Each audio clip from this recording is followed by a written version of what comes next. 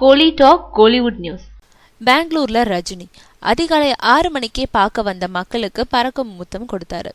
பெங்களூர்ல உள்ள தன்னோட வீட்டுல இன்னைக்கு அதிகாலை மக்களுக்கு தரிசனம் கொடுத்தாரு ரஜினி. தன்னை பார்க்க வந்தவங்களை வணங்கின ரஜினி வீட்டோட பால்கனியில நின்னபடி மக்களை நோக்கி பறக்க முத்தம் கொடுத்தாரு. பெங்களூர்ல ரேஸ் கோர்ஸ் சாலையில இருக்கு ரஜினியோட வீடு. 2 தினங்களுக்கு முன்னாடி இந்த வீட்டுக்கு வந்துட்டாரு ரஜினி. இன்னைக்குதான் அவர் பெங்களூர்ல இருக்கும் தகவல் பரவுச்சு. உடனே அதிகாலையிலேயே அவரை சந்திக்க ஏராளமான ரசிகர்களும் பொதுமக்களும் வீட்டுக்கு முன்னாடி திரண்டாங்க.